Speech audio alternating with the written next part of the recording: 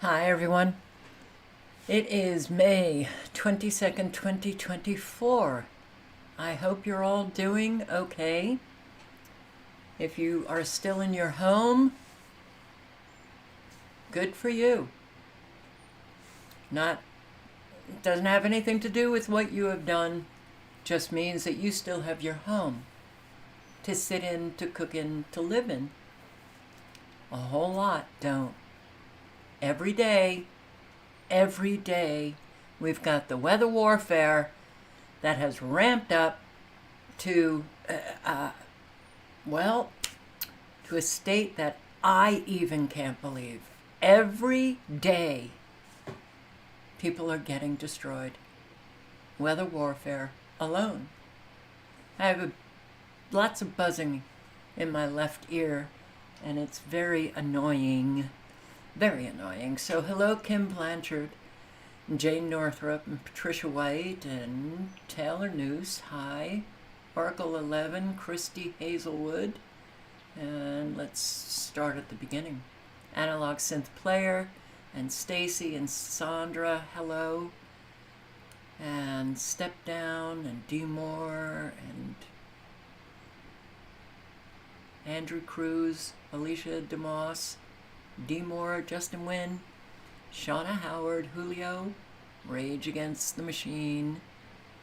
Hey, Donna Davidson, hi. Anthony Van Zant. Nice to see everybody. Did I say hello, Patricia White? I think I did. Sith Trish, hello. Well, yeah. Every day, right here, and I'm not sure, this is north of Houston, south of Dallas and Fort Worth, but they're getting hammered with, you see this, the white or the grayish color in the middle of the supercell? Hail. Hail. Baseball-sized hail. Is that the Austin area? I don't think it's San Antonio because it looks too north and too far east for San Antonio. Am I right? All right, well, we also have Arkansas, but these supercells, again in Texas, it does not look good at all. Okay. Well, got the supercells in Tennessee, but what the hell is going on? What is going on with this weather front? Wow, isn't that magnificent? Now that is an extension of the weather. The severe weather. Severe weather. What an extension. You go.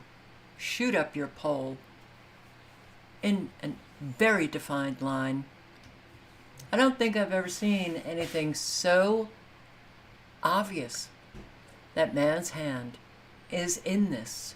And nanotechnology is the tech that they are using. Look at this. Right into Ohio. How are you in Kentucky?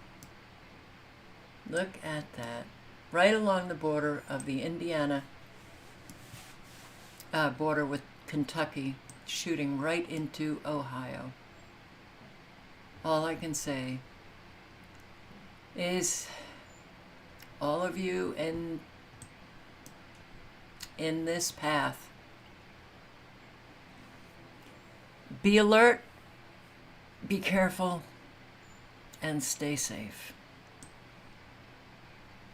May you never, ever have to deal with any of the consequences of what is weather warfare.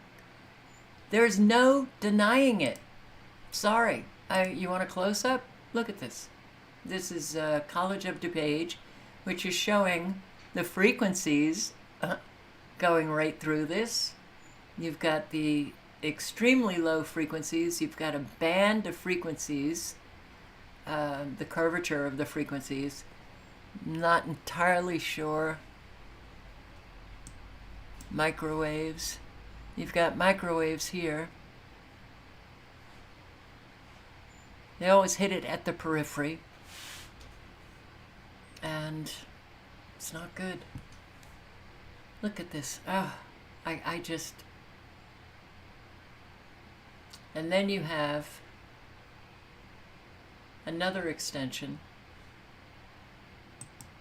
a wee bit to the north. Let's see. Yeah, not good.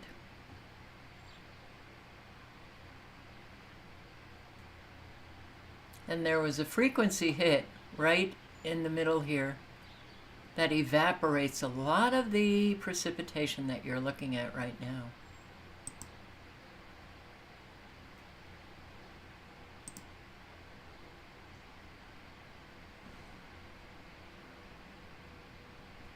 There it goes. There it goes. You can see the microwaves again on the periphery. Are we going to have mass flooding here in southwest Arkansas, northeast Texas? Perhaps. Well,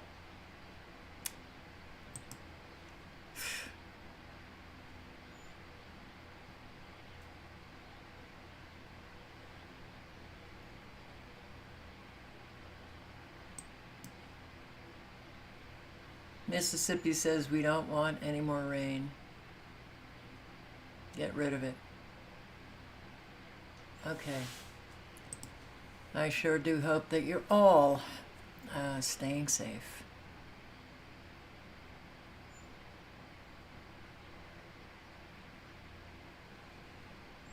Well, we have so many things that are increasing the risk of stroke, heart attacks. The toxins have overwhelmed us, and there are many people who are suffering because of it. So, all right, here another, oh my God, I don't know if any of you noticed, the YouTube meteorologists were on it today, posting all of the live streams on the tornadoes and the hail and severe weather and the power outages. And here's max velocity, tornado warning in Texas. All right, that was earlier today. I just didn't take it off my queue. All right.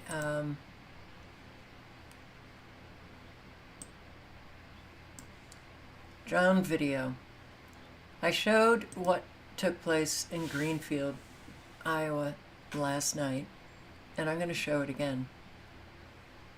It's horrifying. And what's really horrifying is that you can find these news clips on YouTube. But if any of you watch the news, on TV, are you hearing your news reporters doing much about these tornadoes?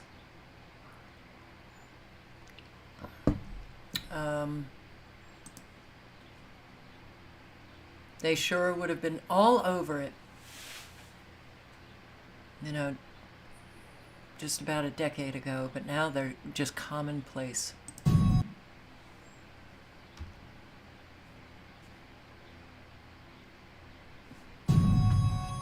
Welcome back. We have new video coming in from Greenfield, Iowa.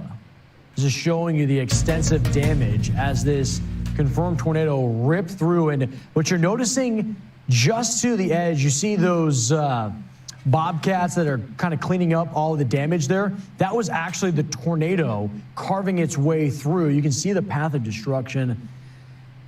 This This is devastating to look at. We've seen some visuals from our storm trackers. They've got it from their vehicles, but when you look at this, you don't know where one property line starts and the other one finishes. You don't know where these homes used to even exist. You just see empty plots and foundations that are torn. Now, you do see a lot of basements, and so you hope that many were in those basements at the time that these storms ripped through, at least this very strong. I mean, this was one, when you're looking at the ground truth here and the verification of how devastating this storm is, we also had the tools that showed us in real time that this debris was thrown into the atmosphere up to 30 to 40,000 feet. Speaks to the intensity. You'll notice how people are working around here.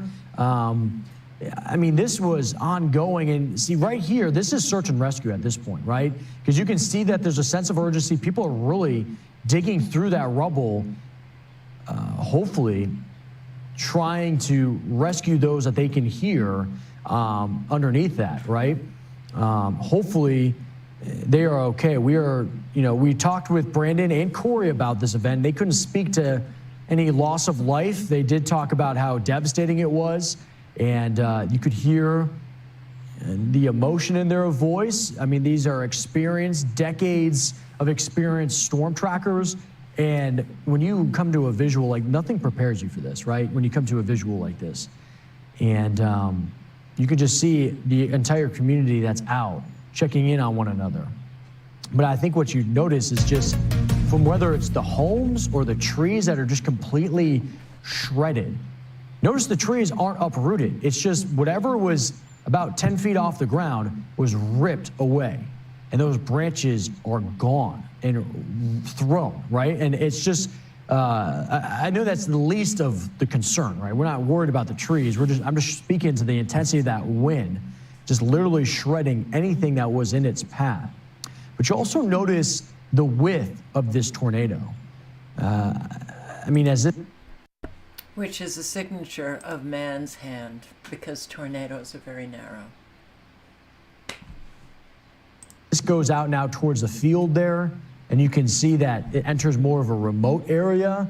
That debris was dragged along with it. But this kind of shows you where there's that direct line. And I mean, this was a few hundred yards wide, and at times you'll notice in the foreground here, right where there's that loop, that there was a broadening of that. Multiple vortices were registered in this. Once it left the city limits and now you're going out to this rural area, notice how, again, it just ripped apart these trees and through it. I think what's alarming about that too, when you look at the trees, is that you're seeing that there's no branches on the ground. Like, those are...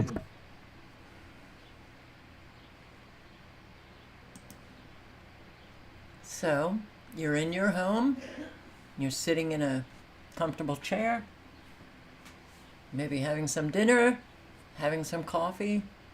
Think about your fellow Americans who are suffering. Not just the weather warfare, but they're in your communities. They're all over. Deadly tornadoes. Has anybody heard of a number? I haven't. All I keep hearing is multiple fatalities in this tornado that hit in Greenfield, Iowa. That's all. Multiple. Morning. Good to have you with us on this Wednesday. I'm Joe Fryer. And I'm Christine Romans. I'm in for Savannah today.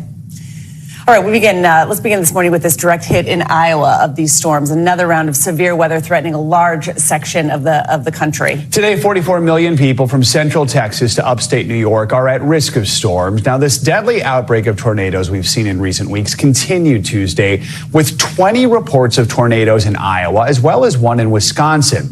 This is a look at the scale of destruction left behind in the hard-hit town of Greenfield. It's 40 miles southwest of Des Moines. A suspected... So I looked trying to find what happened in Wisconsin. Nothing like what happened in Iowa.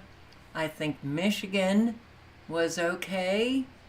I'd like to hear from Mama Rages. I thought she would be in tonight, but maybe not. Denim Blue, hey, nice to see you. Very nice to see you. So, but did you hear in the today? It was from Central Texas on up to New York State. Yeah. Okay. It's not what I grew up with. It's only been certainly in the last like 15 years that we've been noticing very significant, clear changes in weather reporting. We have 1,000+ mile weather fronts now from the Gulf into Canada. No. We have straight lined. I'm going to create an arm for you. We have right angles. We have all of the frequencies that are visible to the naked eye. We've got the geoengineering that couldn't be more visible to the naked eye. We've got an awful lot. We've got training storms.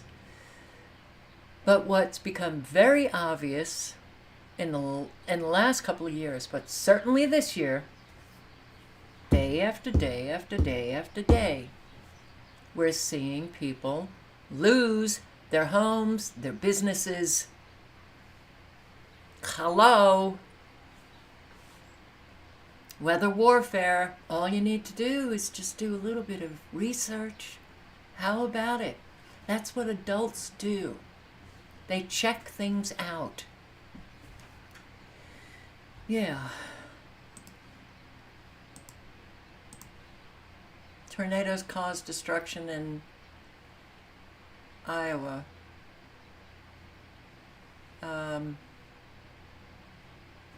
Why did I have this open? It might be for something that I've forgotten.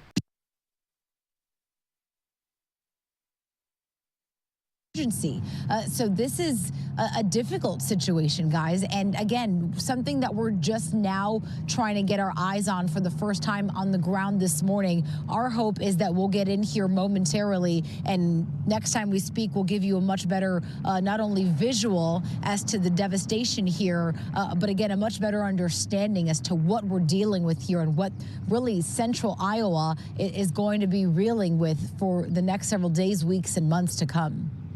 And of course, Nicole, this is a very raw initial reaction to what happened yesterday because it is so far removed from other cities. I mean, you're over an hour away from Des Moines, an hour and a half from Omaha, Nebraska. Have you seen resources from outside of this community arrive just yet? Or are we still really in recovery process?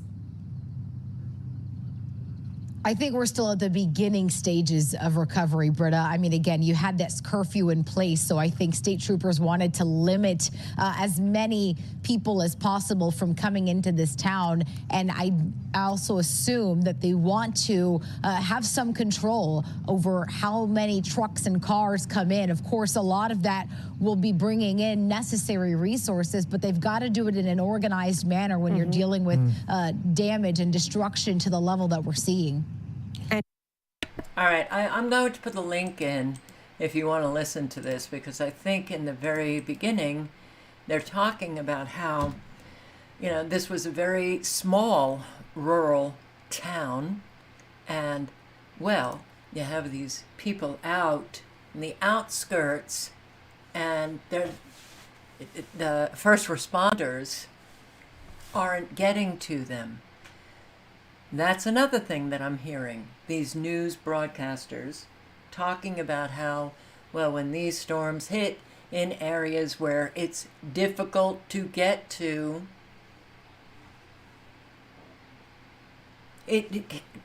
when you listen, do you hear things that it feels like they're just closing the walls?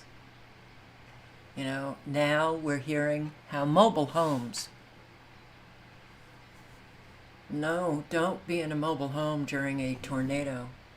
Oh wait, did you see that tornado just take out so many non-mobile homes?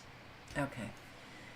Yeah, they don't want you in mobile homes. They don't want you in rural areas. And they're just going to keep up the destruction of those areas. whether it's weather or impoverishment, taking away services that are greatly needed in rural areas, because I've been in rural areas, especially Maine, where that was a happening thing. Okay, so Omaha, Nebraska, the flooding. Weather day, which started with widespread flooding impacting all parts of the metro this morning. This here a look at one of the severely hit areas.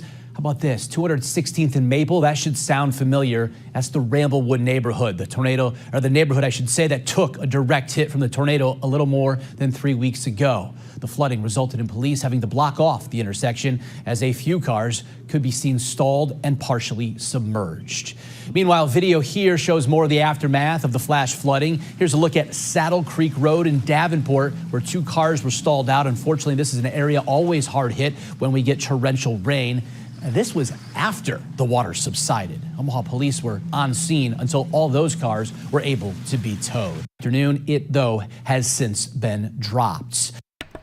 So they're also talking about rivers, flooding out areas, and that's going to be coming.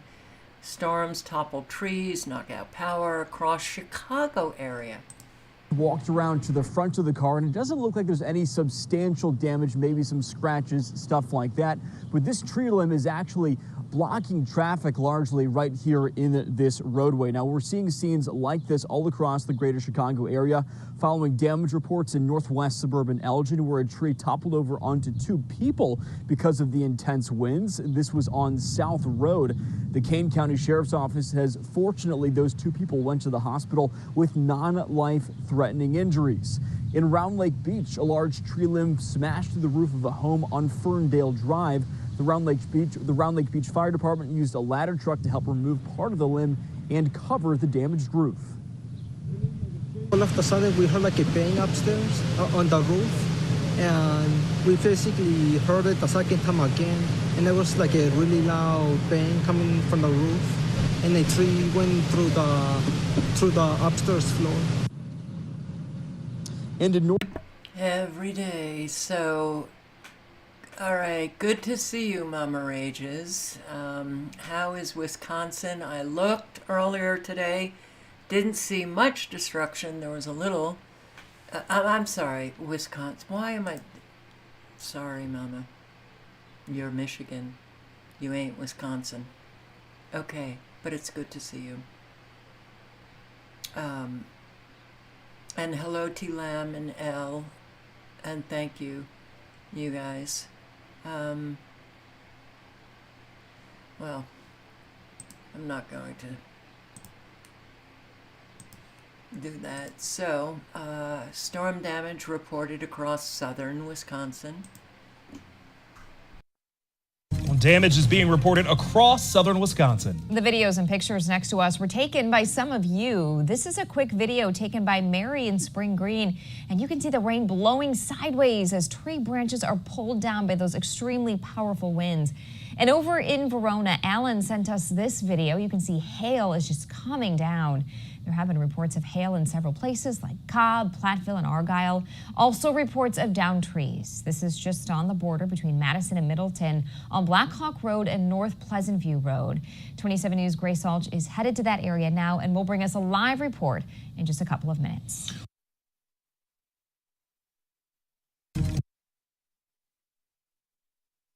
And, you know, if it's not, being pushed over the financial edge, if it's not weather warfare taking out your home, if it's not squatters that have taken over your home, if it's not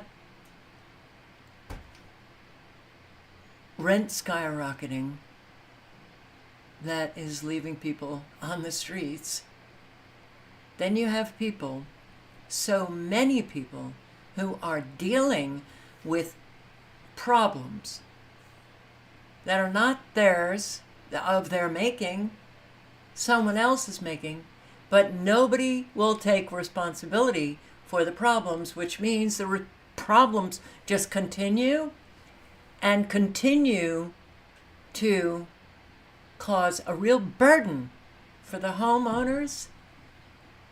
The landslide was happening and everything, and you know that's been a thing. But when did you first get the inkling that there was possibly an issue with the pipe up there? April. Just this past April when I found you, because I had an engineer come out and I said, there's something wrong up here, you know? And he took a walk all the way up and he said, oh yeah. And then he told me. Yeah, that local woman holds her breath every time a big storm rolls through. She says a pipe that doesn't even belong to her is causing a backyard landslide and flooding out her home. She called KDK Investigates because no one was giving her any answers. And here on another stormy night, she says she's fearful of what might happen next. KDK consumer investigator Megan Schiller started reaching out to people on her behalf. So what'd you find out? Well, it's been an experience, let's just say, trying to get someone to fess up to this. Like you would imagine, when something's going wrong, people just like to point fingers, and it's really leaving this Ross Township woman feeling stuck. What do you even look at first? There's a river flowing from a backyard with an active landslide, and Donna Schwartzbauer's back patio is underwater. Oh, I was like devastated. Like, no, here we go again. Water cascades down this hillside every time it storms, and she's sick of it. It's wiping out my sump pump for the fact that a sump pump can't handle a river going through it. That's what it was doing. As soon as her backyard along Connie Drive started sliding, she reached out to Ross Township for help, eventually hiring an engineer who thinks a broken pipe's to blame. He thinks that pipe sits up near the Parkway North at the top of her hill. Yeah, the highway's up there, so when that gets all flooded, the water's not going through the pipe because the pipe's broke. And it's not diverting it, it's diverting it right down to my property, nobody else's, just mine. Schwartzbauer first called her township supervisors, then she called PennDOT, then her state representative. When no one could offer a solution, she hired an engineer to assess the problem and the damage, and then she lawyered up. So you're feeling like you have this problem, every rainfall is another potential catastrophe and no one's listening.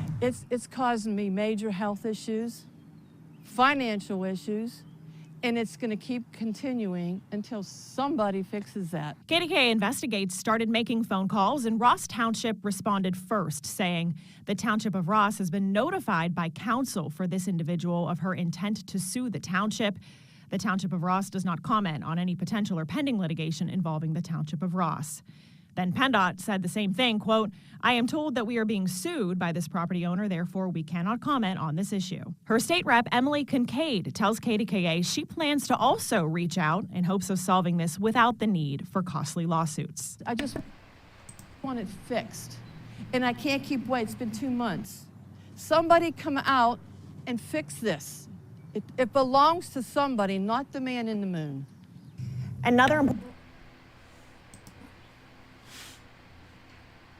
What used to be simple fixes now, too bad for you. Storm damage in Hawaii, on Hawaii. Kwakuna. So right now, checking in with Cal Larson. He's at the Fox 11 Storm Chaser this morning, monitoring the damage from last night. And Cal, are you right there in Kokona?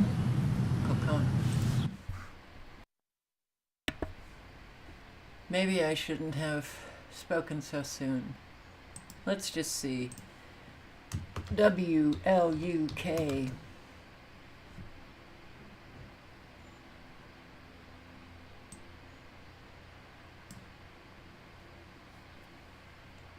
God, just looking at the cities, it could be anywhere.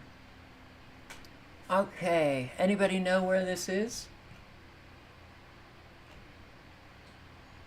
Green Bay News, so Wisconsin? I'm going to go with Wisconsin.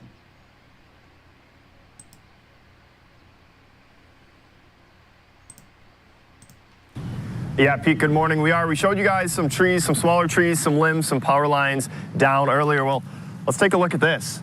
This is just one section of what are two very, very large portions of this tree off to our right in the front yard. We are just off West Tobacco Street. at the corner of Oviatt Street to give you a better idea of the neighborhood we're in. You guys can see that these two limbs just completely blown off and then laying across the entirety of this road. So this road, just one of many here in Kaukauna this morning that has a partial closure. I mean, just take a look at the size of the parts of this tree and how much of this. And look at all the fungal disease on the tree as well. Yard they stretch, they cover the entire road to the other side and then well into the neighbor's yard up there. So Pete, as I said earlier, you know, daybreak shows all. We'll be spending the morning in Kaukauna here. You can see a mess of trees, well, a number of trees that have left a mess of fallen branches. Valley, Fremont. This, I believe, is Nebraska. Oh, I don't have a memory anymore. I really should be writing this down, right? Absolutely, Carol. But hey, you have a particular style that nobody really wants to copy. Yes, Nebraska. Where am I? Rob, Julie, 2 rounds of rain soaked cities west of the Elkhorn River. Just take a look at this area near Valley, where rain left behind homeowners surrounded by water and people on the edge of flood damage. Flash flooding is a way of life near the Elkhorn River, and people along Highway 275 got a taste of it Tuesday. We're just hoping. Homeowner Nanette White hoping the water doesn't come any closer, already preparing for her animals and the farm. We're just getting the most important things up, at least 2 foot off the ground right now. Life lessons from the 2019 floods, she says, when water came close and seeped into the basement, costing thousands of dollars. So far, Nanette only losing the garden, but now looking to find dry land for the horses. That is their pasture out there that is completely flooded. And that pasture is probably 4 foot deep. You can see the fence line. It's as high as the fence line now. Telltale signs at a nearby creek say more might be in store. Those are usually how we tell here. That's why everybody was gathered there, because they know. The storm also washing out roads in Fremont. Yeah, I'm from Colorado, and we don't get that. Where I'm from, you don't get that much flooding like this. Daniel Brooks and his family watching drivers plow through this afternoon. But it just didn't get to our house all the way up here. Flash flooding in this neighborhood ankle deep, but washing out quickly. Residents say the road should be clear in a matter of hours. And may it stay clear and not rise up again. Brazil. I cannot, oh boy, Brazil. Uninhabitable. I said it last night. I think they say it in this broadcast. The destruction that they're bringing on all over the world is so heartbreaking. It looks like a tornado hit this neighborhood in Cruzeiro do Sul, a small town in southern Brazil, not far from the Argentinian border. It floods caused this devastation, sweeping away houses, buildings, and signs of life in a matter of days. Isso aí é uma cidade. Era uma cidade do Passo. This was like a city. It had asphalt, houses, clinics, a butcher shop, a market. It was like a city. Now it is completely devastated. All is gone. The destruction is similar in other towns in this region after floodwaters rushed through this month, killing more than 150 people and forcing more than 500,000 Brazilians from their homes. Some areas received up to 10 times the normal amount of rain. Elisete Petri came to see what was left of the home she lived in for more than 40 years. The retired teacher found her roof in the backyard and the front door lodged in a tree more than 100 meters away. Às vezes até pode ser uma covardia a gente não querer ver isso, mas é Maybe I'm a coward because I don't want to see it, but it's a very complicated moment. It's very sad. Our history is here. It's like my daughter said. We live so many good moments here. She lives in Arroyo do Meio, a small town that remained isolated for many days after the floods. That's because the main bridge connecting the town to larger cities in the region was also destroyed. Scientists attribute this unprecedented devastation to a confluence of weather conditions linked to climate change. The Brazilian government says many areas cannot be rebuilt due to increased risk of extreme weather events. Egon and Edith Paller say they decided to leave even before an official decision was made. Their home is one of the few left, but everything else is gone. It's very hard. We lived here all our lives. I worked in a tannery here for 45 years. I feel it, but what we are going to do, it's hard. It's hard to make the right choice. The destruction is vast and widespread. Residents here seem to be aware it will be years before life returns to normal, if ever does. Ian Boechat, VOA News, Rio Grande do Sul, Brazil.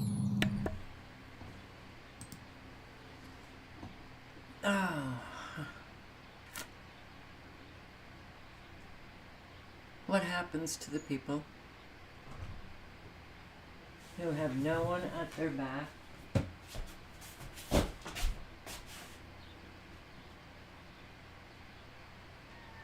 Oh, Jesus.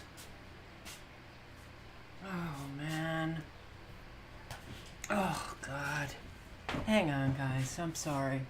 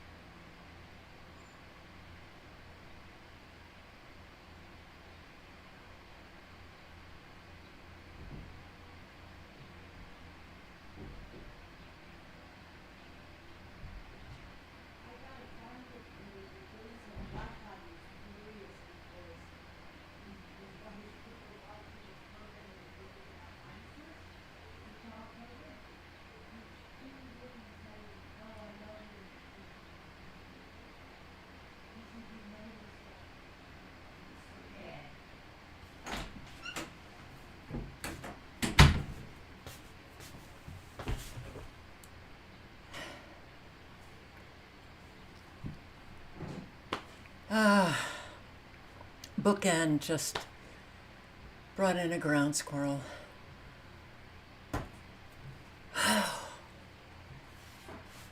Okay. Sorry.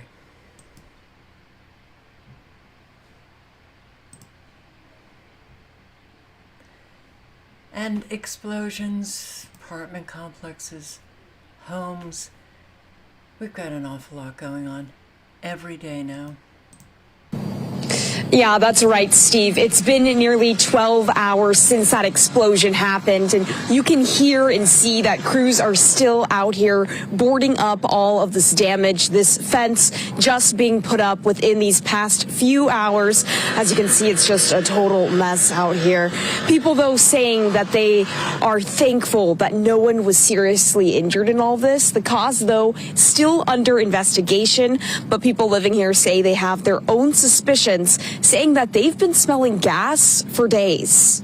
Blown out walls and broken windows. I thought we were being bombed. Savina Hernandez didn't know what hit her home. It wasn't a bomb, but it was an explosion that shook the entire West Sacramento apartment complex on 7th Street Sunday. So it was just unbelievable. Like, you can't make this stuff up. Monique Andrade lives in the building where the blast happened. It was like so loud. It was like louder than the firecrackers at the ballpark. She wasn't in her unit at the time of the explosion, but says neighbors had been smelling gas for days. Have heard the same thing, and we are following up on that information. West Sacramento Fire was first to respond, quickly putting out a grass fire that sparked at the empty lot across the street, and then searching for anyone inside the 14 units, rescuing residents and pets from the rubble. Incidents of this scale are unusual. Fire crews in PG&E spotted surveying the damage that people living here say was from a water heater explosion. We had minimal injuries. No one was transported out of this despite the severity of what you see behind me.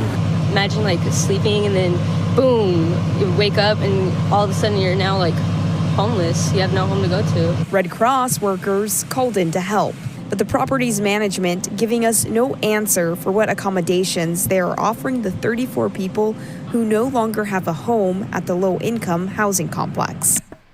Great, more people without a home. All right, well, in terms of this, green energy is a place to be. It's not.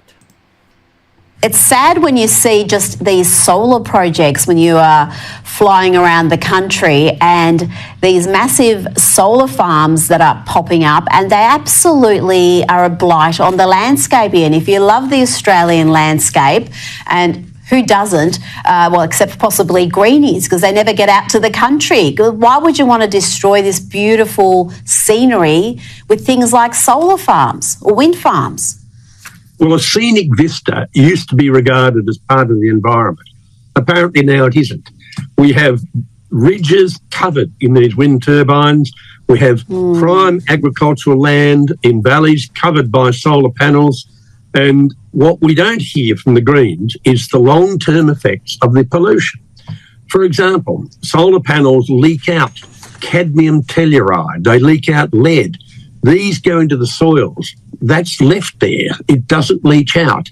When we get rid of solar panels, we leave a huge environmental disaster behind. And these are areas which later we might want to use for growing food. In the case of wind turbines, they pollute very large areas with extraordinary dangerous chemicals. And instead of trying to dispose of these wind turbine blades, we bury them, or we cut them up and bury them, and there is no industry at all where we can recycle these. So these are the worst possible decisions we could make for electricity in this country. We have plenty of energy. It is cheap energy, and there's nothing wrong with putting plant food into the atmosphere. There's nothing wrong with feeding the plants, whereas these alternatives to energy, wind and solar, actually destroy plant life.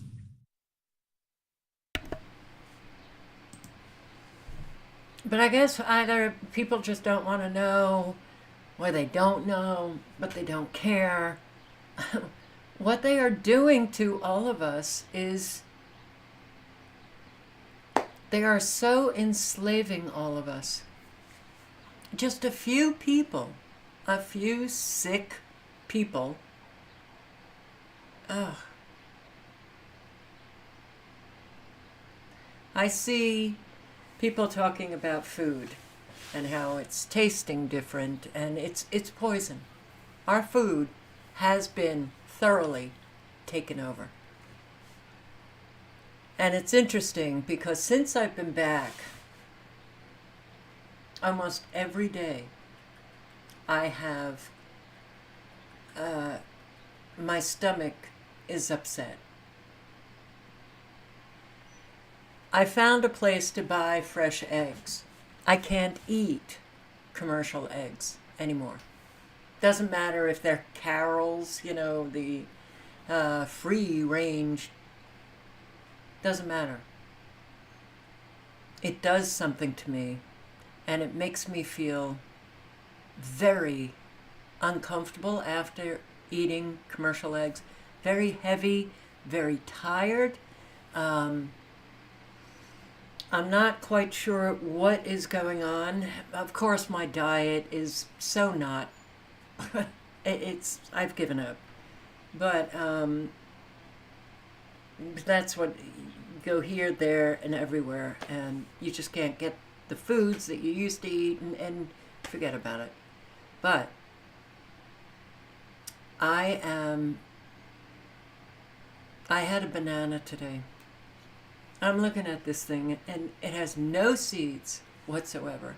None. And I'm thinking, am I eating a vaccine? What am I eating? Right?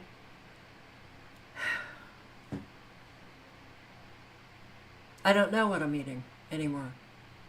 I literally do not know what I am eating anymore. Everything bioengineered, genetically modified, and all of the toxins and the pesticides. And I mean, I don't even want to go near vegetables and fruit. I lived on salads, you know, during the summer. Salads and nuts and, you know, all of that good stuff. No more. So, you know, when your basics have gotten taken over and they're toxic, and now, I don't know if it's my taste buds or if it's the foods that I'm eating, that nothing tastes the same. Nothing.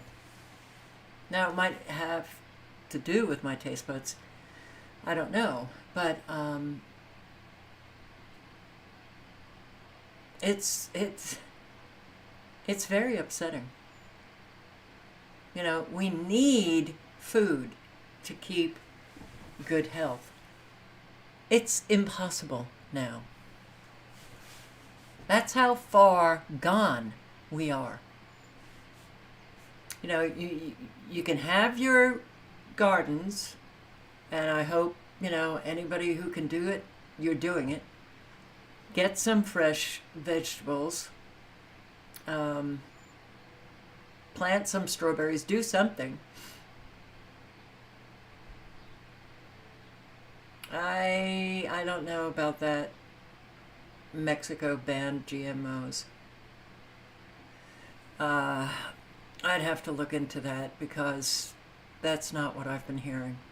There's a lot of fruits that come up, you know, because we're on the border of Mexico.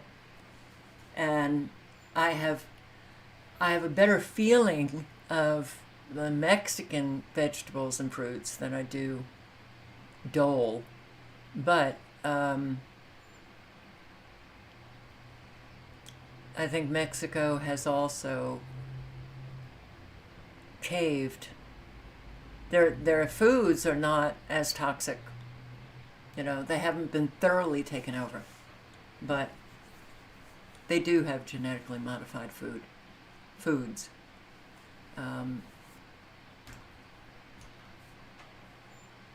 But that doesn't mean that you can't get some good food in Mexico. And like a lot of, you know, South and Central American countries.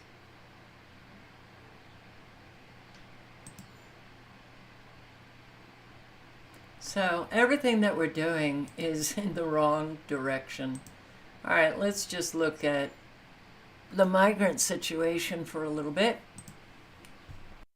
Hundreds of migrants are facing shelter evictions today as new rules go into effect. Yeah, this affects a lot of people. While some extenuating circumstances are considered, it won't be easy for asylum seekers to prove they should be permitted to stay. Good Day's Lizette Nunez joins us from outside the Roosevelt Hotel Intake Center in Midtown with the details and both sides of this story. Lizette, good morning. Good morning, Dan and Tashani. And those extenuating circumstances could be something like an upcoming immigration hearing. But the city says they have to place these shelter limits because they don't have room for everyone. Just last week, the city received more than 1,300 new arrivals. It has not gone away. We're still dealing with this every day. As the migrant crisis continues, New York City leaders will not stop evictions for adult migrants who've reached their 30 or 60-day shelter limit. Critics have called the policy inhumane. People said it's inhumane to put people out during the wintertime. So now they say it's inhumane to do it in the summertime. It's humane to do it in the springtime. It's inhumane to do it in the fall time. It's always inhumane to have to not be able to house 198,000 people. 250 migrants are expected to be evicted this week if they haven't proven they face extenuating circumstances to find new housing. Why does that affect all of us? When these migrants get put out on the street and have nowhere to go, what do you think is going to happen? You think they're going to be happy about that? No, they're going to be angry about it. And what do angry people do? They usually want to take out their anger on people. Well, they can't reach Mayor Adams, so they'll just take it out on Americans. And this is not just happening in New York City. And do you know that thousands are coming across the border every single day? Still.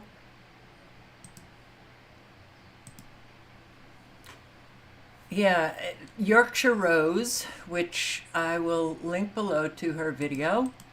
You guys in the UK, you might want to check her out. Yorkshire Rose is on it. She goes around to a lot of the hotels. But since Rishi Sunak said that he would begin deporting the migrants, stopping the boats, getting them out of the hotels, Yorkshire Rose goes around to the hotels and says, well, the migrants are still there.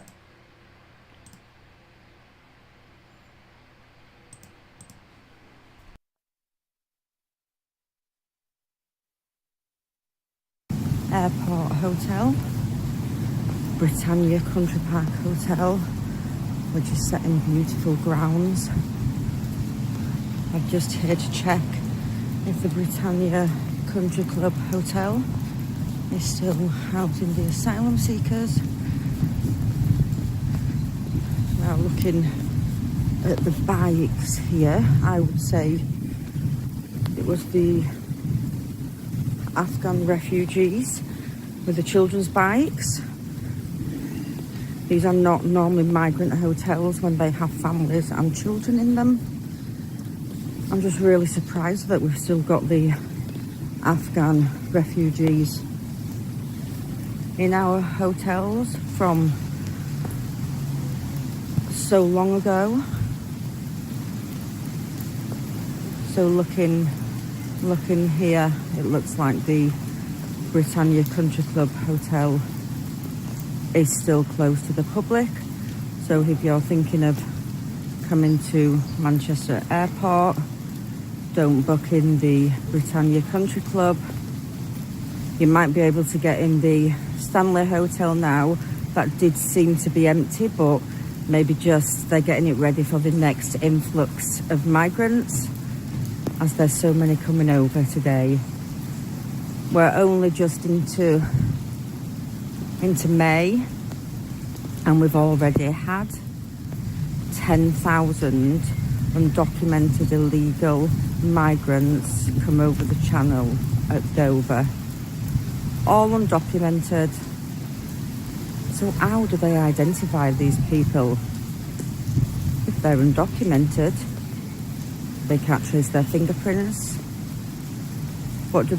Do they give them a new identification? Answers on a postcard, please. Okay, I'm going to put the link in again. Oh, boy. You know, listening to a politician is... and believing them? You don't believe a politician. You don't believe a politician. I mean, talk about doing the same old and expecting a different result for all of us all over the world. They lie. They lie. Here, in Ireland, an undercover recording shows the Gardaí trying to recruit migrants into the force to police the Irish population. So, no, it's not just the US of A, but that's going on in a whole lot of Western countries. Bringing the migrants, these illegal migrants, into the police force. Why would you want anyone who has just arrived in your country illegally, who's breaking the law, to then enforce the law upon the citizens of that population? Do you think that they're going to be sweet and kind and gentle? Maybe it's just the first step for the civilian population in our Western countries to get, police force, military, United Nations. United Nations peacekeepers. Here, just to let you know what's involved now. Good afternoon. February, this coming February, guards are hoping to recruit 800 guards and 400 guard staff. Now, guard staff is be working typists, whatever. So the recruitment drive will start sometime in February. So any members that is thinking of joining the guards, and I encourage, it's a good opportunity. We have difficulty in engaging with yourselves as the guards, your language and your background and things like that. So any person that is thinking of joining the guards or joining the guard staff, we would very much welcome them. And when the recruitment starts, I will be, sending it on to, so we can send it on so that when the recruitment starts, we will pick those fine examples, the shining examples of the illegal migrants. Oh, that's going to really piss off the Irish. All right, so Nick Shirley video again. He says, I took migrants to the White House.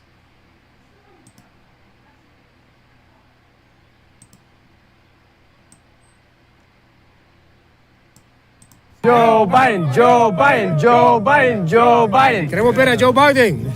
Queremos que venga aquí a estar con el pueblo. I am here in Washington, D.C., and today we are going to be taking migrants to the man who led them here into America. We are right outside of the Capitol building. We don't know where the migrants are at here in Washington, D.C. However, we do know that over 14,000 migrants have entered into this area of America. The majority of these migrants came into America because the man in the office right now let them in and they thought they were going to be able to work. However, the majority of these people cannot work and they're stranded on the streets, living in shelters, or somehow figuring out other ways to survive. And so today we're going to see what's actually happening, how these migrants are living here in the city of Washington, D.C., and then we are going to be taking them to the White House to go visit their man, Joe Biden. No doubt, millions of migrants have came into America these past 3 years, and I'm not just saying that to blame President Joe Biden for the current migrant crisis. However, I am a believer in common sense, and when I saw this graph and this article saying that the Biden administration has flown in over 320,000 migrants, it became very obvious it wasn't by accident that millions of people have entered into America.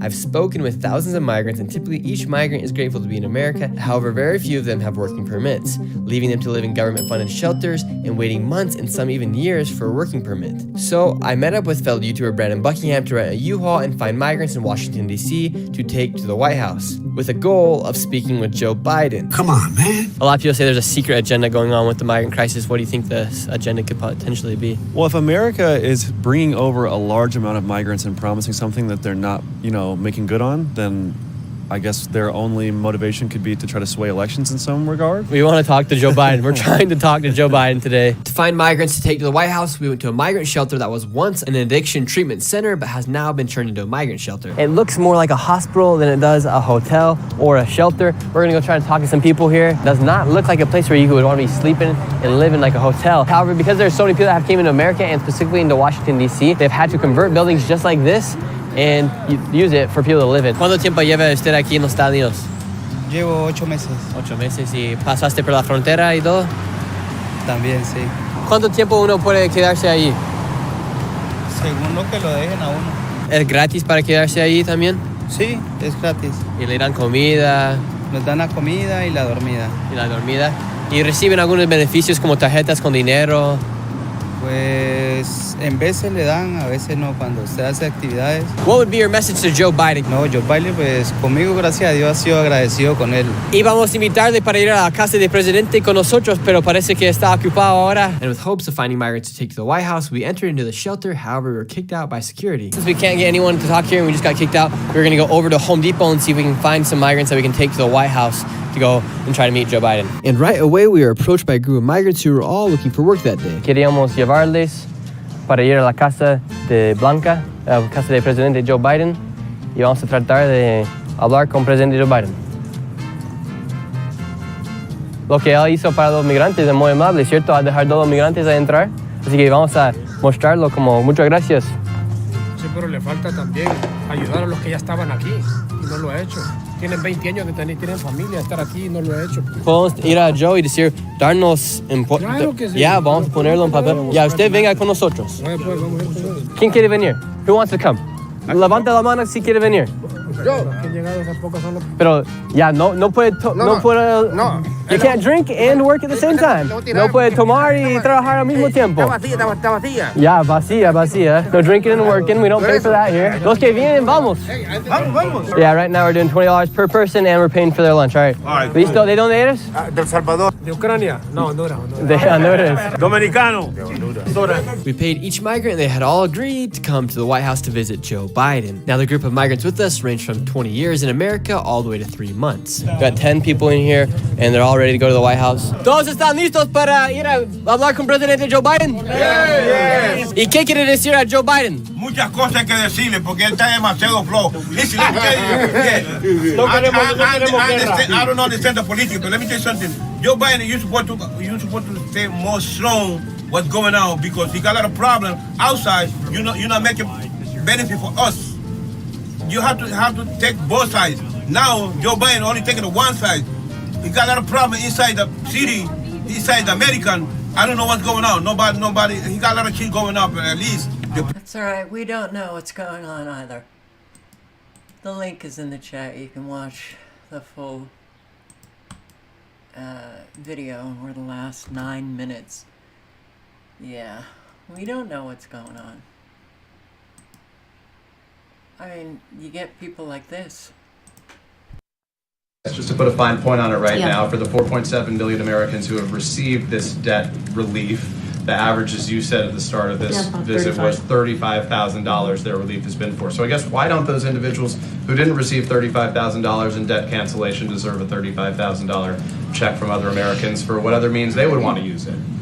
You're talking about those people who didn't go to college, so they're not getting debt relief, the $35,000 that they don't get because they didn't go. We're talking about folks who are in debt who are literally being crushed. Literally being crushed. You did see that the people who are getting that debt relief are people who are making $300,000 plus, whether it's their families or themselves. That's who's getting the debt relief. And there's no relief. I mean, this is not forgiveness. There's no forgiveness here. It just gets spread out to the American people who will have to pay. Because they took Literally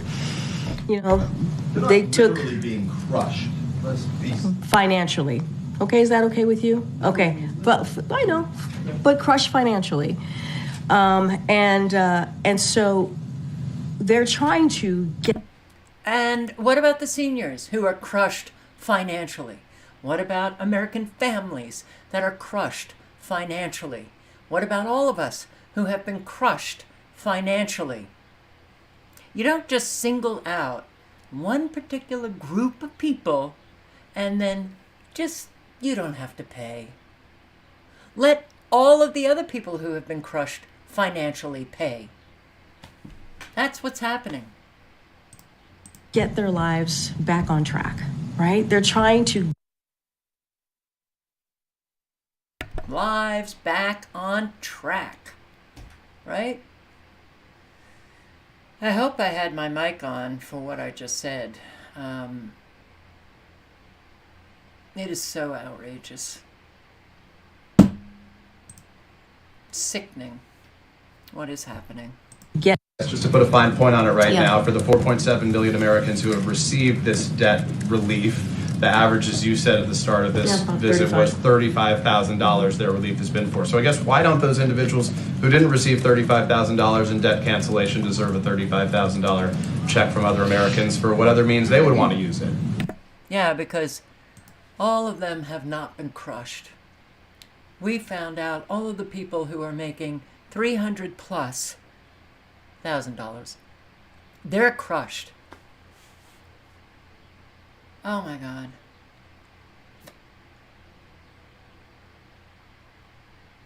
The documentary Europa, I saw years ago. Yeah.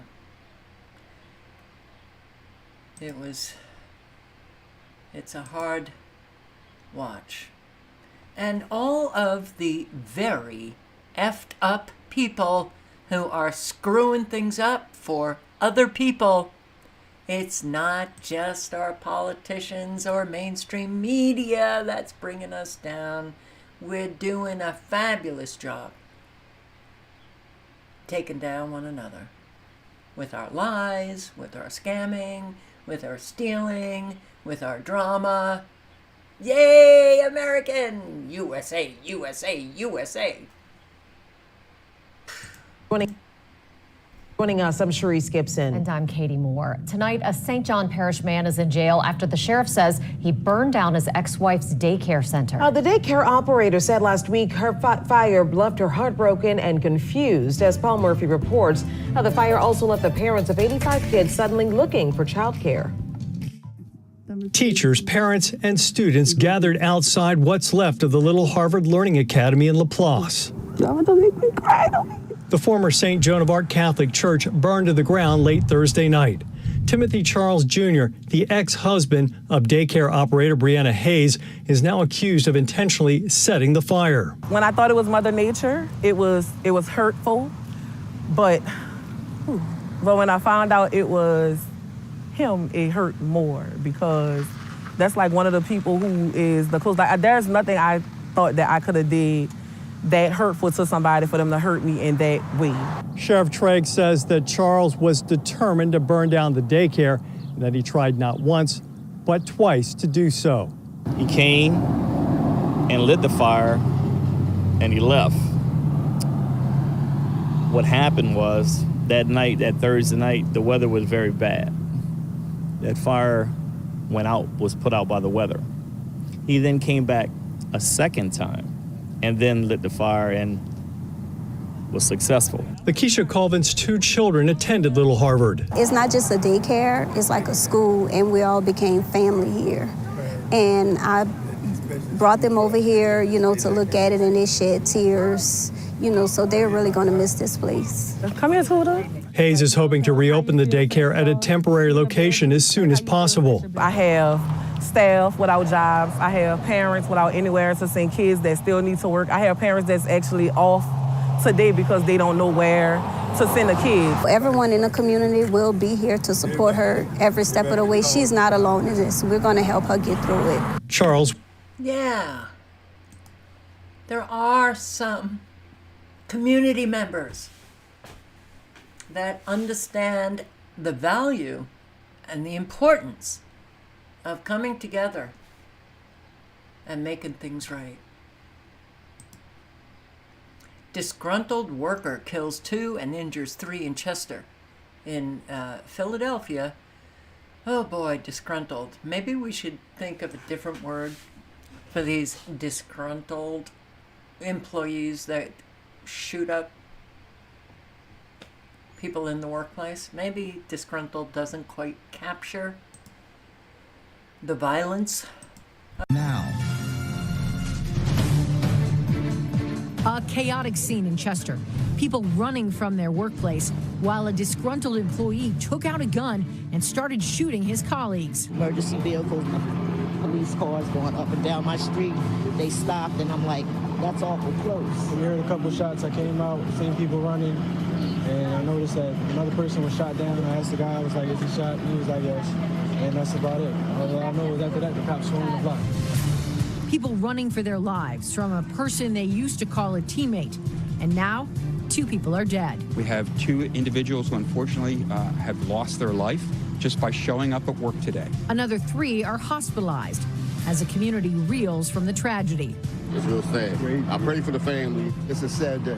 Officials are asking for peace and prayers. I'm asking everybody in this region who's listening today to pray for them right now.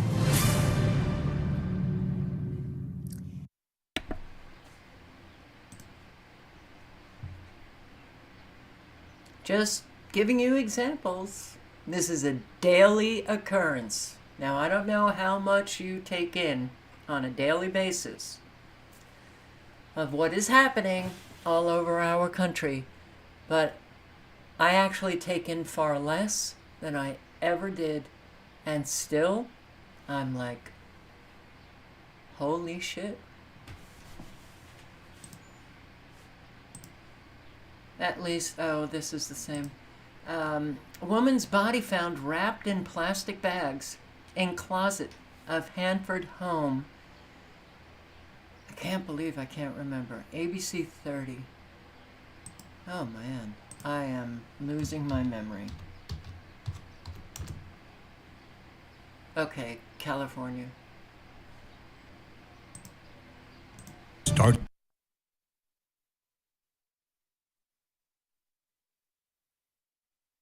now. In the South Valley, a disturbing discovery in a quiet neighborhood. Hanford police found the corpse of an elderly woman locked in a closet. Investigators say her body had been decomposing for some time while wrapped in plastic bags.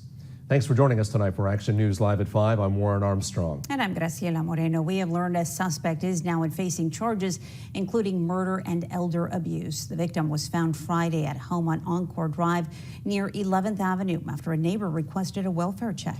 Action News South Valley reporter Cassandra Gutierrez joins us live from the Hanford Police Department with more about the woman who died and the person accused of killing her. Cassandra? Warren and Graciela, that suspect is 37-year-old Kelly Yingling. Police believe she lived with the elderly woman whose body was found in plastic bags locked up in a closet. Police also believe the homicide happened weeks ago. A wreath hangs on the door of this home on Encore Drive in Hanford.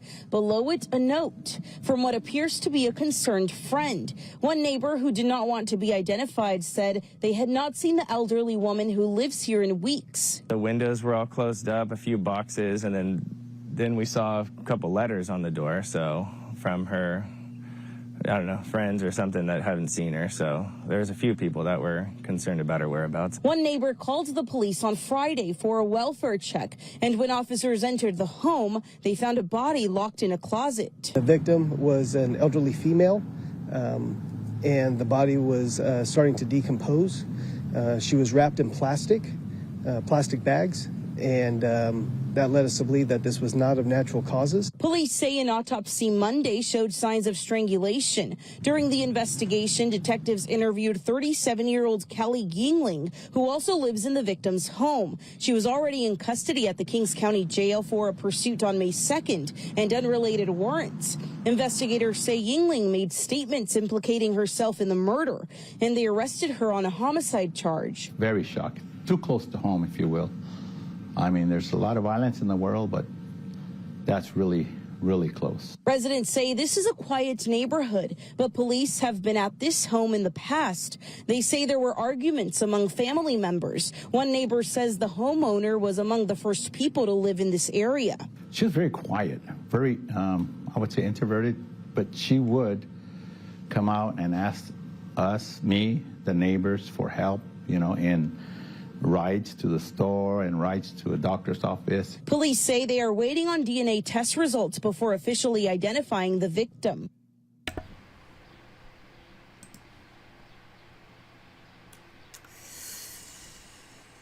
Oof, man, oh man, oh man.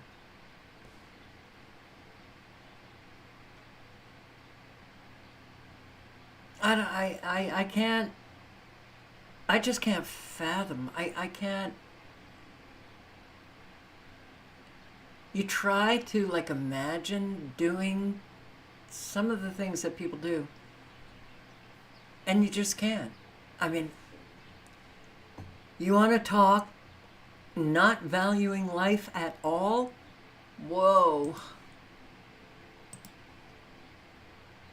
All right, I can't go there with Micah Miller's death, but have you heard about Micah Miller? I mean, it seems pretty obvious that she did not commit suicide. This was a woman, young woman, who, this is from South Carolina, Myrtle Beach area of South Carolina, and they ruled her death a suicide when there's so many questions unanswered. Do you know about this? I see a lot of people posting on it, so I would think that you do know. Yes. Hi, Michael. Louisiana, Skywatch. It's, let me just say, damn, do we have a problem in our country with an awful lot of really violent. If they're not diagnosable as psychopaths, they sure do have the tendencies, and those tendencies come out. Morning, we're hearing from family and friends of Micah Miller, the pastor's wife in South Carolina, whose death has been making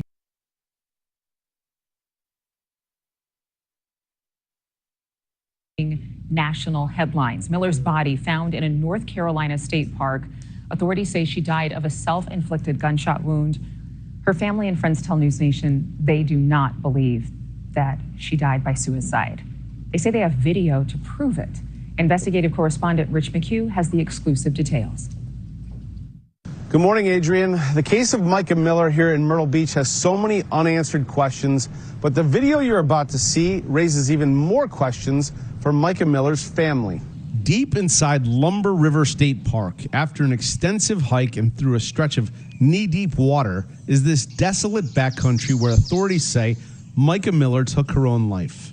This is video her family filmed when they visited. The theory of suicide does not add up to me, because you're telling me her body floated all the way down this stagnant water, and her belongings were all the way up here. We had to walk down a trail, a separate trail, climb through all this mud and trees and fallen debris to even get to where her body was, down the water. It's not like she could have, you know, left her belongings and walked down the water and then committed suicide down here, and then somehow the bullets and everything stayed over there. So the bank where the bird boxes and stuff are is where the shell casings and such were found, and the gun was found forward of that, right in the water, and then her body was about 40 meters away, and the water doesn't flow at all. There's no way she would have floated 40 meters away from the edge. It is as if she was placed there. In surveillance footage we obtained through the Freedom of Information Act, you can see her leaving home, buying a gun, and stopping at this remote gas station. I went there and spoke with the owner. He saw Micah Miller that day. Did she look like she was waiting for somebody here? No. Not at all. She got the drink, came outside, used the restroom, the party powder, got her gas, and she was left. Just an ordinary day? Nothing suspicious, nothing, like Just regular day, regular thing. She texted me again at 3:47 and said, "Are you singing this Sunday? I'll be at second service." And I said, "Yes." Micah's friend Angela Clark was among the last to speak with her the night before she died, making plans for Sunday, offering to help with car payments. She said, "Okay, I'm excited to see you up there." Despite all the surveillance, she is not buying the official ruling. This is not somebody that's ready to end their life. This is somebody that's making plans for the weekend, Right. And getting her car payment made. Why do you worry about getting your car payment made? For that matter, why do you pay a lawyer $5,000 and file for divorce and have someone served? There's so many unanswered questions. Like I said, I can't wrap my brain around it. None of it there's so much that just doesn't make sense. Her family agrees. It does not add up. So you do not believe she took her own life? I do not. I believe that it was all staged.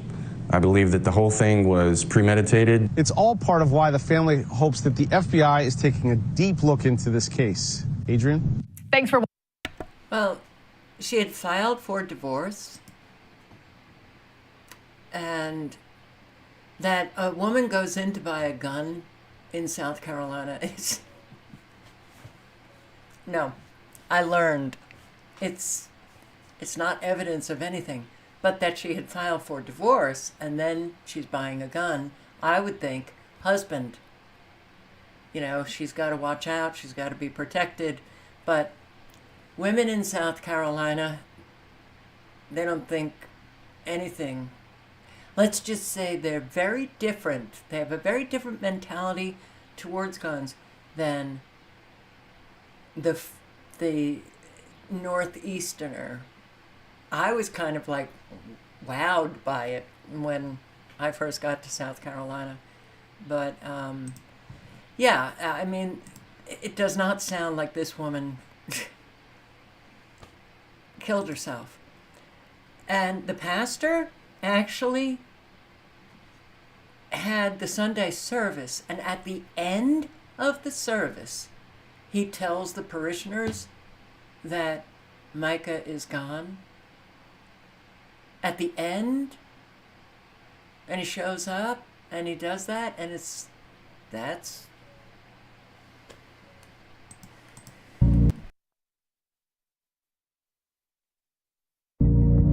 The 30-year-old calling 911 and threatening suicide moments before she was found dead at a state park in North Carolina on April 27th, about an hour north of where she lived in Myrtle Beach. Her death officially ruled a suicide. Micah's death coming just days after she told a police officer she was scared for her life, and adding that she found a GPS tracker on her car and was being followed. She had filed for divorce last October. Her husband... How do you rule it a suicide when you have called the police and you're saying that you fear for your life and you found a GPS tracker on your car? Come on. Something up there, something wrong with this picture? John Paul Miller was a pastor at a local church. He first announced his wife's death at the end of a church service, which was live streamed. I got a call late last night. My wife has passed away. And yeah, it was self-induced. I'm sure there'll be more details to come. He has since been released from his duties for a time of healing, counsel, and guidance, but previously had also spoken at a memorial service about Micah. I've been down with her body about 4 times this week, and each time it still didn't hit me. I thought she was going to wake up. I even tried to raise her from the dead. Images released from authorities show Micah the day of her death leaving. So he thinks he's Jesus. I even tried to raise her from the dead.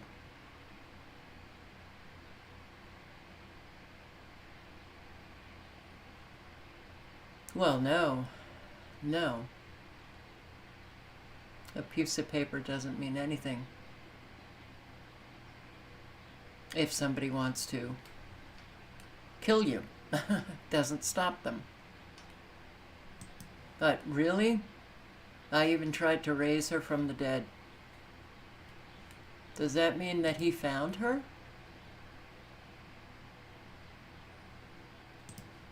her house, buying a gun, stopping at a gas station near the park, and then making a call to 911. Hi, are you able to trace the location of my phone?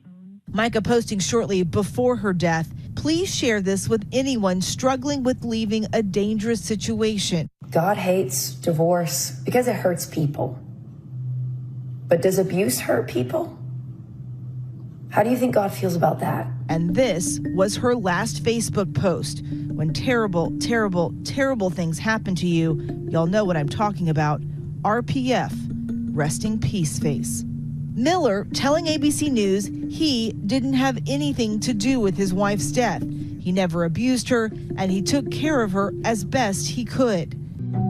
Angela says she and Micah had connected several weeks earlier after Micah reached out and told her about what she says had been going on in her marriage to Pastor John Paul. It was really disturbing abuse. There was every kind of abuse you can name. Spiritual abuse, financial abuse, sexual abuse, the emotional abuse, the physical abuse.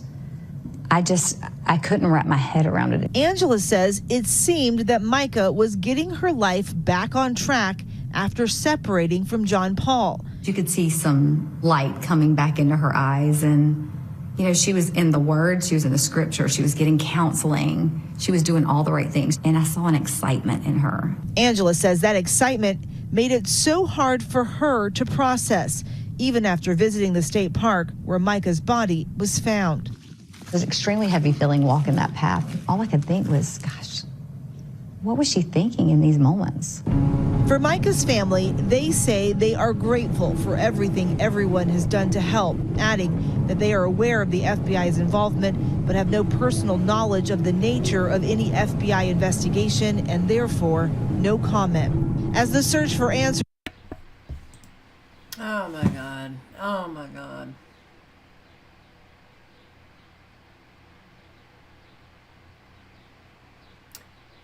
Yeah. I can't believe that they ruled this a suicide, considering. But hey, go for it.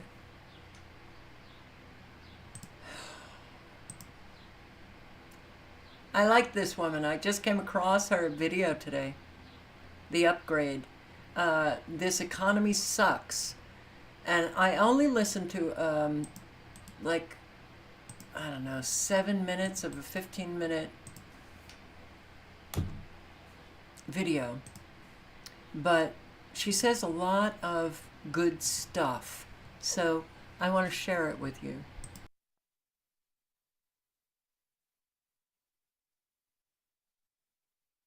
Hello everyone, welcome back to my channel.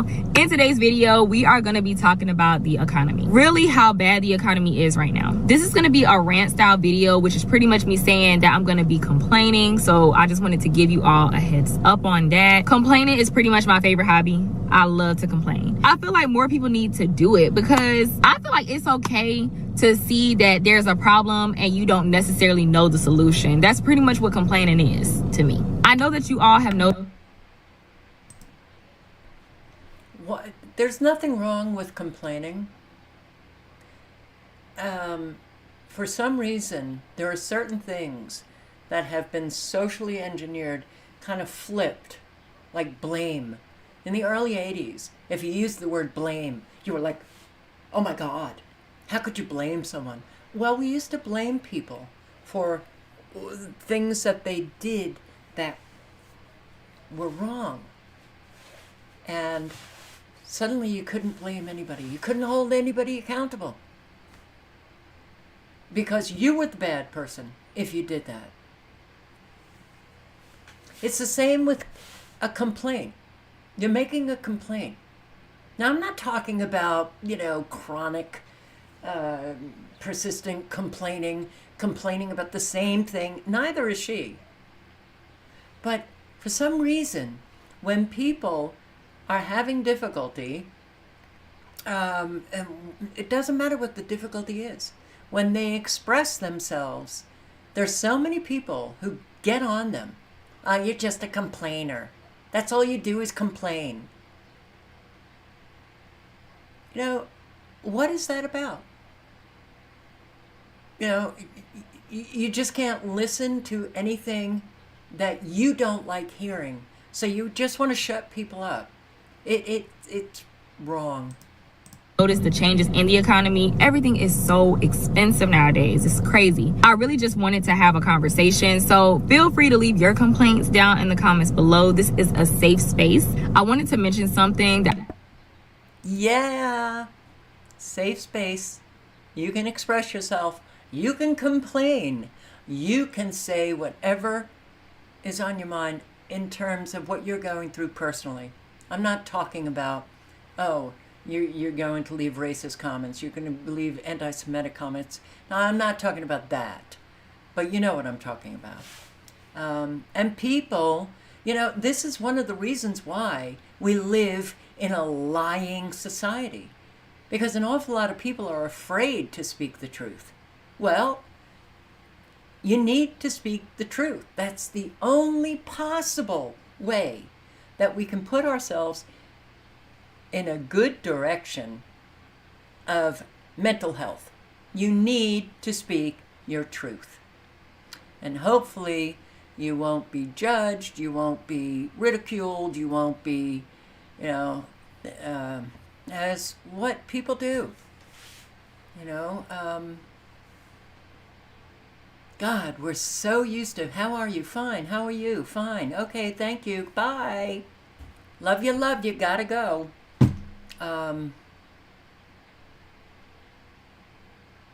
We're not talking about complaining all the time.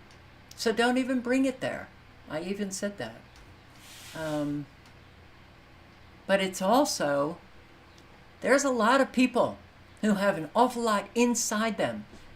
And they don't feel like they have any safe harbor where they can actually talk about what is going on with them.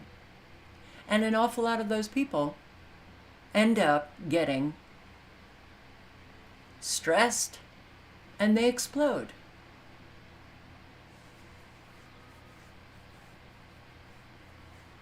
We need to speak our truth. And unfortunately, that's a very difficult thing to do in our country. And I, at 65 years old, am really effing tired of it. Oh, I think I was complaining. That I forgot to say on the last video I uploaded, but I am no longer a budgeting content creator. My goal is not to be a financial guru. My goal is to just be open with you all and taking you all on this journey called my life. I'm not a know-it-all. I really don't know what I'm doing. I don't know who I am. I don't have life figured out. I'm not the person to look to for that. I'm just a very open book type person, and I like to share my experiences for those who might be going through something similar. So just remember, when you're watching my content, you're watching someone who's just trying to figure her life out, right? Just like everybody else. I'm just doing it on camera. So now let's go ahead and get into the video. Make sure you give this video a thumbs up, subscribe if you haven't already, and let's get started. Number one, let's start off with my comment about normalized poverty, because that's something I really noticed. I am not mad at the content creators who are showing alternative ways of living, right? I'm not mad at them for showing the RV living, tiny home living. I actually appreciate them showing other ways to live, because a lot of us won't be able to own a house, right? What I meant by normalized poverty is the people who criticize those who work full-time jobs for wanting a home and basic necessities. You follow? The people that say, oh, well, if you can't buy a house, you need to go to Home Depot and live in a shed. The people that say, if you can't afford a shed, then you need to live in your vehicle. That's what I meant by normalized poverty. I don't know how many times I see people saying, well, if your 2 jobs aren't working, then you need a 3rd job.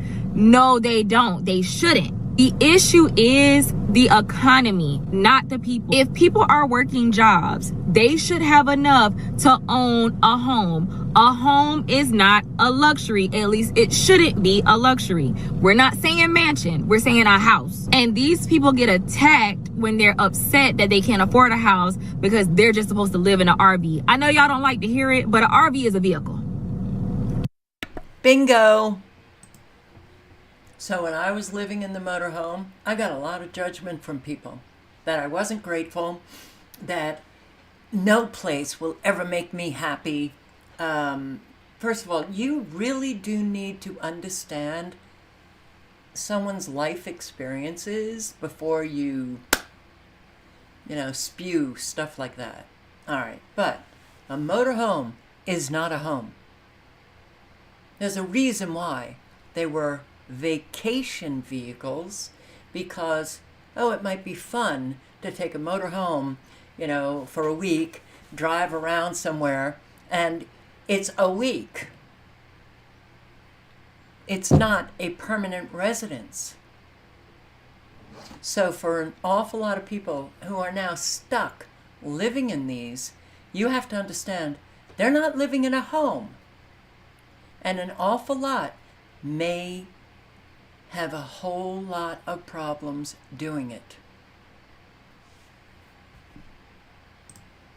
It's a vehicle. I feel personally that people are entitled to a home. If they are working a job and they're working 9 to 5 and they spend more time at work than they do at home, then they deserve a home. Period. Everyone deserves a home. Now to really talk about the home prices, I really wanted to dissect this because I am going to be selling my home. I made that decision. Well, I'm 99% sure that I'm going to be selling my home. And it is so sad that I bought my house in 2020 for $165,000. My realtor came by and told me that I could list my house for $265,000. $100,000 more in 4 years. For me as the seller, am I happy to hear that? Yes. For the person that's going to be out here trying to find somewhere to live, am I happy about that? No. I like the way she thinks. She doesn't have the self-centeredness that life is all about her. She actually does think about, okay, good for me, but not so good for others. Yeah. Okay. So,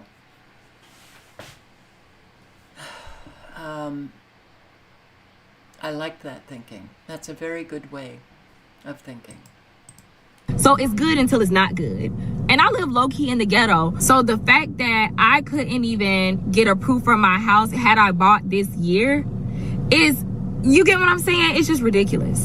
And I've been keeping up with the housing market. It doesn't look like it's ever going to go down. But you know what? I think that eventually it will have to, because even if corporations, which are the main ones buying up these houses, if corporations buy up these houses, they're not going to be able to charge that much in rent right this second, so the average rent in my neighborhood is about $1,650, really lower than that.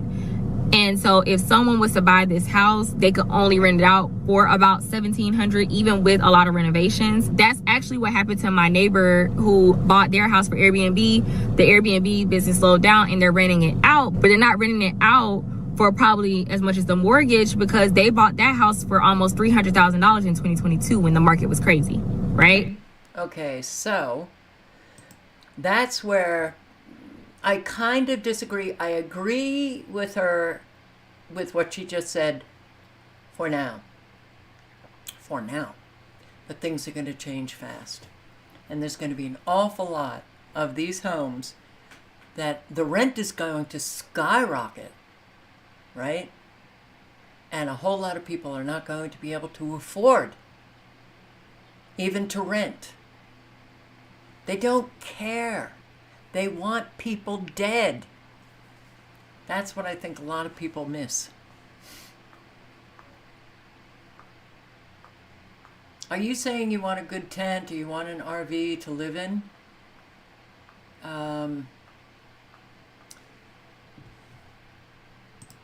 It's very challenging. So, the worst kind of narcissistic abuse Do I want to go here? No. I actually want to just play a few minutes of a lot of very good videos on what is taking place in Gaza, in Israel, with the mainstream media lying through their... Yeah. But here, this is an illegal checkpoint flowing or slowly slowing the flow. This is in the West Bank, but this says Gaza, aid into Gaza. So I think it's somewhere in the West Bank bringing, maybe I'm wrong about that, but really, when you're surrounded by people who behave, and we should know this, Americans, when you're surrounded by people who behave in a manner that anybody could see is really immoral, really bad behavior, but you're surrounded by people who are behaving exactly the same, you think you're in the right.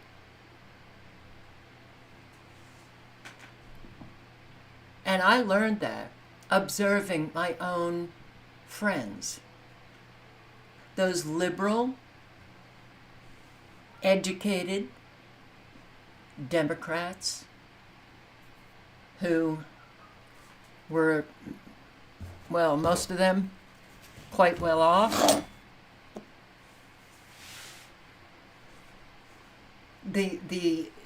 Some were Christians, some were in AA, you know. You would think that people in AA actually try to behave in accordance with the principles of AA. No. I mean, everybody acted like immature kids, gossiping, ripping people apart. Even friends that weren't around, they would talk about their so-called friends. And boy, the delusion of belonging to the right team, the Democrats, and we're the Democrats and we're always about the underdog. And I don't know one who actually helped anybody, anyone, all about themselves, their ego, self-centered to the extreme. So when I see this behavior and they all think that they're doing the right thing, bullshit, and somebody's got to tell them.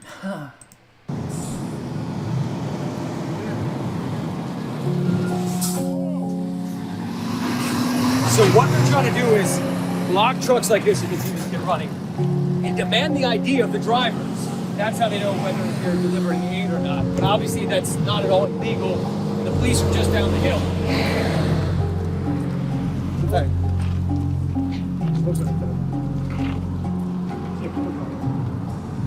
Hello to them. They're blocking us from shooting. Saying a minute. So basically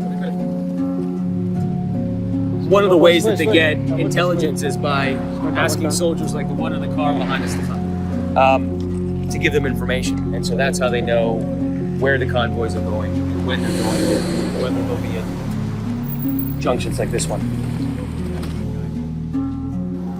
Oh!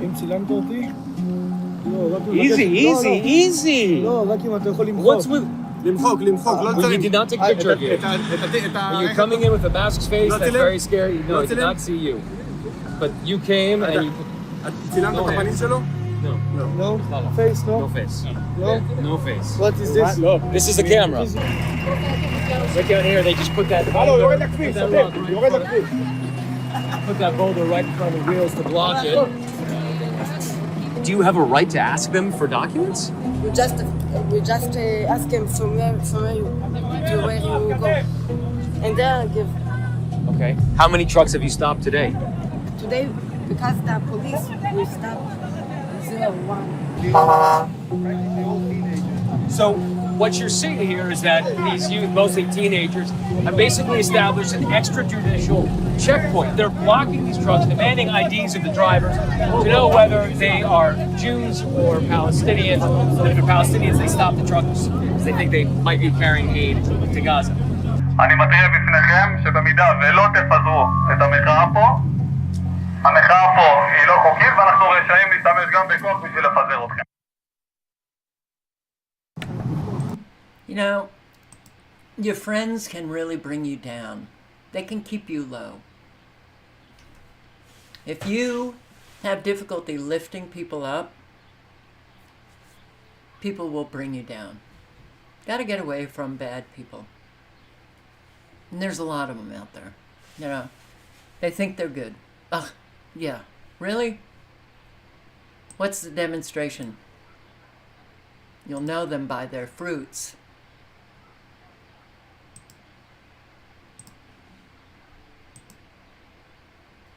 Portland, Oregon.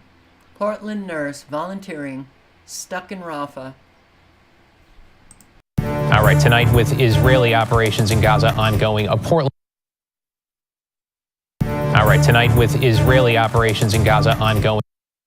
Portland nurse is stuck in the middle of a war zone. She arrived in Rafah before the latest attacks got underway and now has no idea when she will be able to leave. Sydney Dorner talked with her about her volunteer trip that is now filled with uncertainty. Sydney? David, Monica Johnson has worked as a burn care nurse here in Portland for 23 years. As a member of the American Burn Association, she heard about a call for volunteers in Gaza. I'm sorry. This was the video. A Portland nurse. She did get out of Rafah. A Portland nurse trained in burn care arrived home overnight after weeks treating patients injured in the war in Gaza. Monica Johnston, a burn specialist at Legacy, was part of a medical mission of volunteers. The border closed in the city of Rafah 2 weeks ago. Our Joyce O'Gary talked with the nurse today. She's home but wants to go back. I felt tremendously guilty and tremendously afraid as I do this moment for the well-being and the safety of everybody that's there. Monica Johnston spent nearly 3 weeks on a medical mission at the Rafah Hospital, the only functioning hospital in Gaza. The trip, organized by the Palestinian American Medical Association with a team of 19 nurses and doctors. She cared for patients injured in the war, working with few resources. We went to find there was no soap, there was no hand sanitizer, paper towels, no linen to put your patients on. So we would come into the ICU, find patients on these plastic sheets that are disintegrating. They're laying in pools of blood, fluids, but nothing to change them on. People have explosive injuries, and we're giving them Tylenol.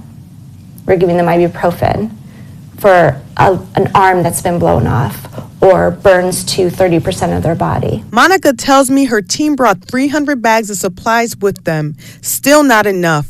At the end of the mission, Israel closed the main border. They didn't know when they could leave. What I'm going to do is continue to work and do the best work I can while I'm here. I'm going to keep myself as safe as possible. I have my team. She finally was able to leave, but it wasn't easy. Hi guys, I love you. Traveling through the war zone, she saw even more of what was underway. We could see off to our left side little poofs of smoke, and we could hear all the rounds of artillery. And knowing that we were going to have to drive parallel to that once we got the green light, that was scary. Hoping like I made it this far, will I make it the rest of the way? It was an emotional reunion at Portland International Airport. Family and friends were not sure if she would come home safely. I couldn't live without her. It's like the light in my life. Every day would never be the same without her. She is one of the rare human beings, I think, that actually truly, honestly loves her job every single day. I was grateful to be coming back to people that I knew were super super afraid of my safety. Joyce O'Geary, Coin 6 News. This news is funded. I'm not sure what these comments are addressing. Like, exactly, why are they living there? You'd have to be an idiot. I'm not sure.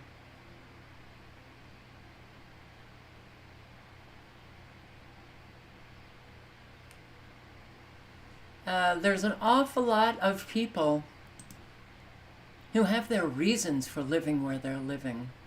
There's a lot of people who can't leave because they don't have the resources to leave. So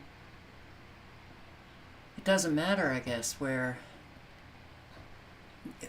whatever place you're referring to. You'd have to be an idiot. Do you know all the people who live where you are claiming that they're idiots? Come on.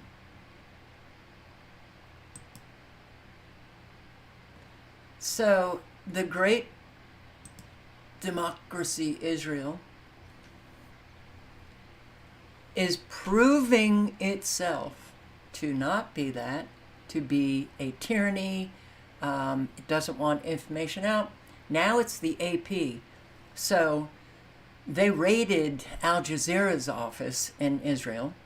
And here, and I believe that the AP, they were told they took their cameras just for, taking a shot of Gaza.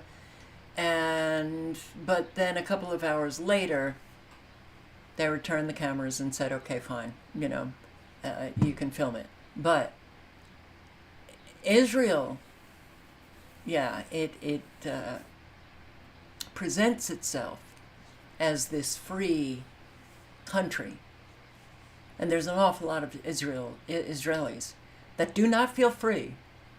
Sure as hell, they don't feel free to express their opinion that goes counter to the official narrative. Oh, gee. Where else is that happening? Israeli officials seized a camera and broadcasting equipment belonging to the Associated Press in southern Israel, accusing the news organization of violating a new media law by providing images to Al Jazeera. The AP live feed captured the moment officials disconnected the microphone. You see? Yeah. Israeli government officials presented AP journalists a piece of paper alleging that it was violating the country's new foreign broadcaster law, which shut down Al Jazeera's operations in Israel in early May. They then took the equipment away. The Associated Press denounced the move by Israel, calling it an abusive use of the new law. Quote, "The Associated Press decries in the strongest terms the actions of the Israeli government to shut down our long-standing live feed showing a view into Gaza and seize AP equipment. The AP's live shot has generally shown smoke rising over the territory. It complies with Israel's rules prohibiting broadcasts of details like troop movements that could endanger soldiers." Israel's Ministry of Communications also released footage showing an Al Jazeera broadcast of the AP live feed. Al Jazeera is among thousands of clients that receive live video feeds from the AP and other news organizations. What a democracy. This was a very good video, Bissan's video, posted today. And I will link to it in the chat. I'm going to keep it open. Really good. But actually, I'm going to play the first few minutes, and then I'm going to end this live stream.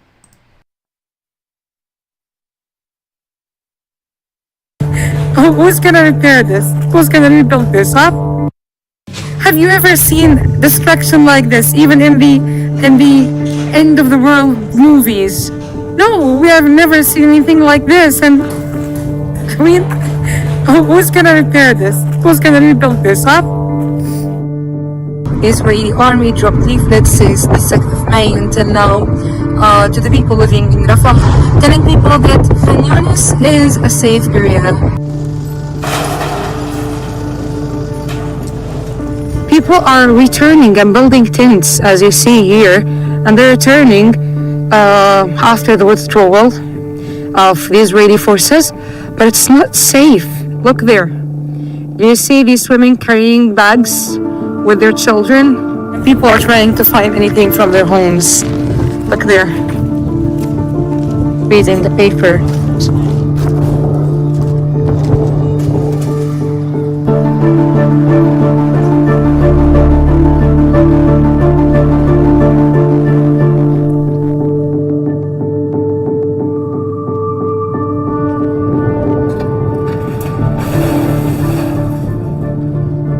People returned to their homes to clean, removing the rubble,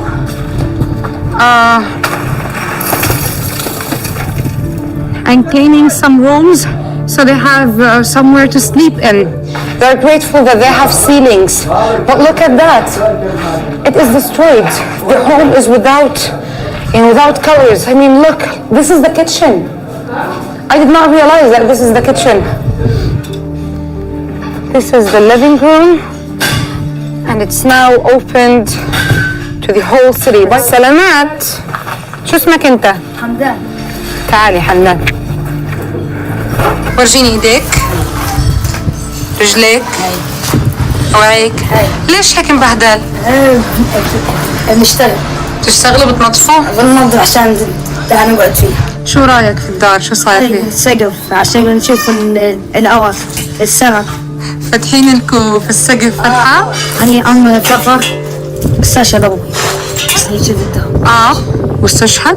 استشهد معاه 16 نفر استشهد في الصيف. I'm going with Ismail and Hamdan to the roof of their home, and they're going to show me a lot of things as they said. Before the genocide, they were not able to see the sea. Now everything is destroyed so they can see it.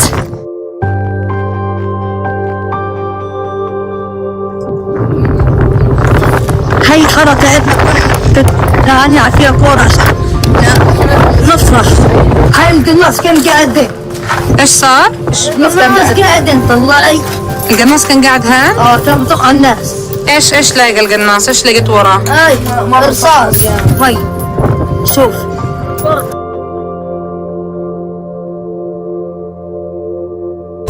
That was a bank there. These all were shops. All of these places were shops. That was the market.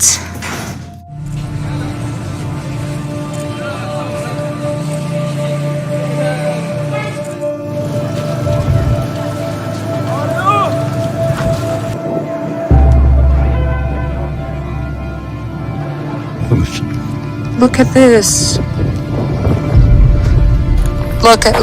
Look what is written here. USA. USA. USA. We are exceptional. I will put the link in the chat again. So, Khan Yunis and a whole lot of Gaza. I think a lot in Greenfield, Iowa.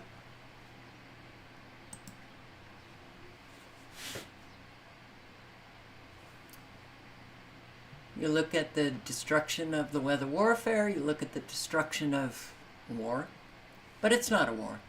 It's not a war. You know, it is a genocide. It's a one-sided genocide that is taking place. Well, we have this asymmetric weather warfare taking place. No one's doing anything, so be safe, be alert,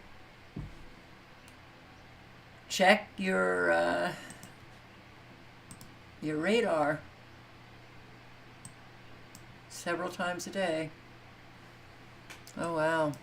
So now we're bringing these storms very quickly over to the to the eastern section. I think this is just above Houston.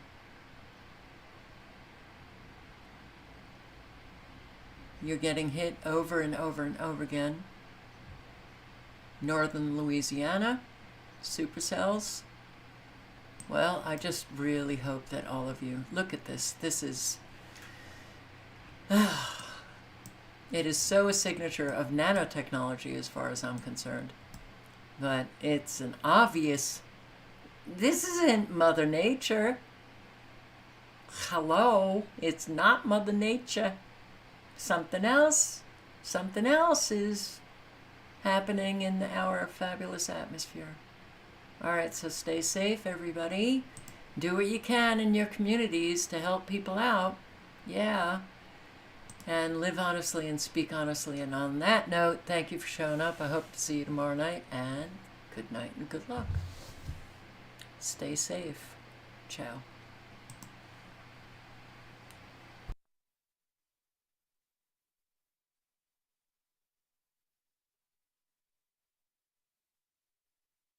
I just saw Kim's comment. Kim. Okay.